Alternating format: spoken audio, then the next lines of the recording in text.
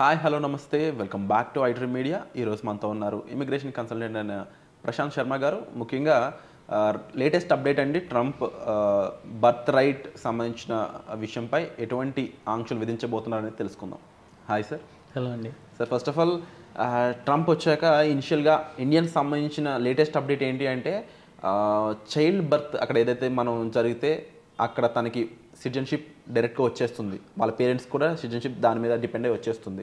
ఇలాంటి ఒక మెయిన్ రైట్ని కంప్లీట్గా తుడిచిపెట్టిపోతున్నారు అనేసి వస్తున్నాయి అప్డేట్స్. దీనిపై మీ స్పందన ఏంటి? అసలు చైల్డ్ బర్త్ రైట్ గురించి కూడా మన ఆడియన్స్కి ఎక్స్ప్లెయిన్ చేస్తారు.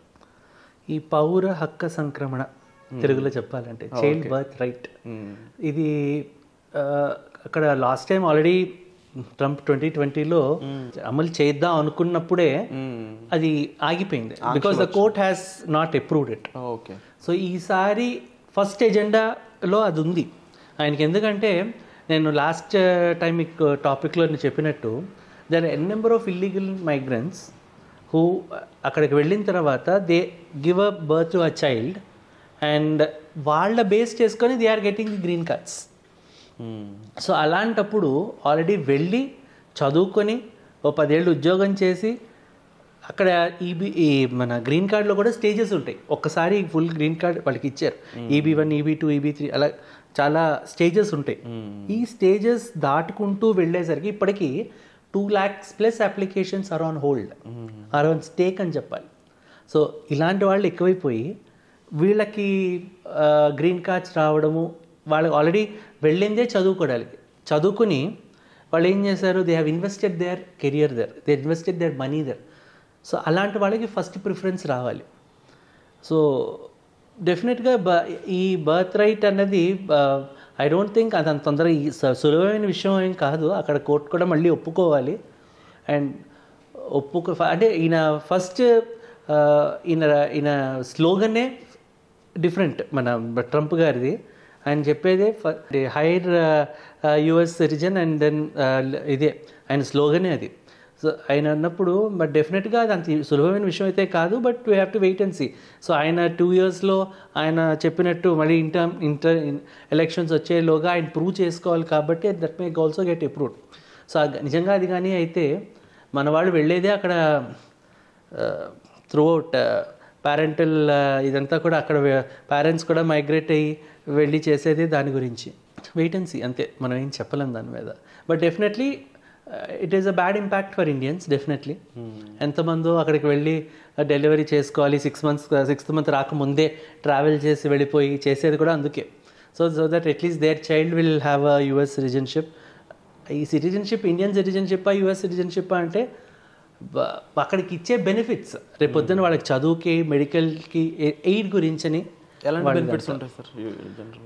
ఆబ్వియస్లీ అక్కడ if I'm a citizen there definitely నాకు అక్కడ హెల్త్ ఇన్సూరెన్స్ అండ్ ఈవెన్ పిల్లలు పుట్టిన దగ్గర నుంచి వాడు ప్రతి ఒక్కటి గవర్నమెంట్ విల్ బేర్.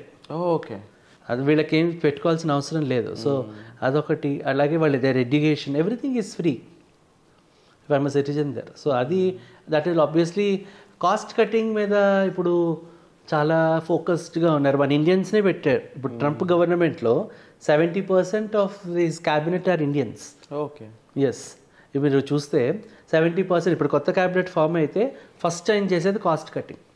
ఆ కాస్ట్ కటింగ్లో ఫస్ట్ భాగం ఈ చైల్డ్ బర్త్. దిస్ ఆల్ చెప్తున్నాను కదా, ఇంటర్లింక్డ్ టాపిక్స్ ఇవన్నీ. సో ఫస్ట్ ఆయన క్యాబినెట్లో మన ఇండియన్స్ని ఎందుకు పెట్టారంటే మన ఇండియన్సే ఫస్ట్ వెళ్ళి అక్కడ పాతుకుపోయారు కాబట్టి. అండ్ 70% ఆఫ్ మైగ్రెంట్స్ అయ్యేది చైనా తర్వాత మనమే. ఓకే. చైనాని మించిపోతున్నాం ఇప్పుడు ఇంచుమించు మనం.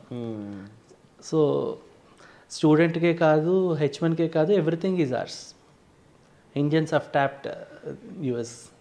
జనరల్గా కూడా చాలామందికి ఏంటంటే ఈ అమెరికన్ సిటిజన్షిప్ నాకు ఉంది అని చెప్పుకోవడం ఒక ప్రౌడ్ విషయం అయినా ఇప్పటికీ కూడా అక్కడ ఉన్న బెనిఫిట్స్ అనేవి చాలా ఇంపాక్ట్ చేస్తూ ఉంటాయి compare to other countries.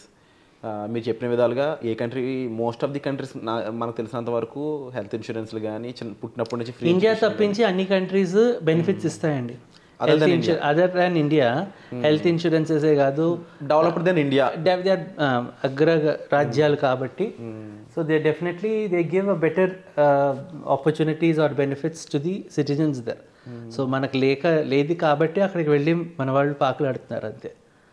So but I'm proud to be an Indian, but definitely need to accept the facts అంతే. అంటే ఈ ఇల్లీగల్ ఇమిగ్రేషన్స్ అనేవి ఇంకా ఎన్ని రకాలుగా ఉంటాయి సార్ జనరల్గా? ఇల్లీగల్ ఇమిగ్రెంట్స్ అంటే US B1 B2 మీద వెళ్తారు, బిజినెస్ వెళ్తారు, 6 months అది ఇంకా వాళ్ళు తిరిగి రారు, ఉండిపోతారు. సో ఫ్యామిలీ ఇక్కడ ఉంటుంది, తర్వాత స్లోగా విజిట్ వీసా వాళ్ళ పిల్లలు పెద్దవాళ్ళు అయ్యాక వాళ్ళు స్టూడెంట్ వీసాలో వెళ్తారు అక్కడికి, because he'll be funding from there, and then invitation వాళ్ళ వైఫ్కి వస్తుంది. So slowly there is a number of ways to move on. So నకల్ करने के लिए अकल चाहिए అంతే.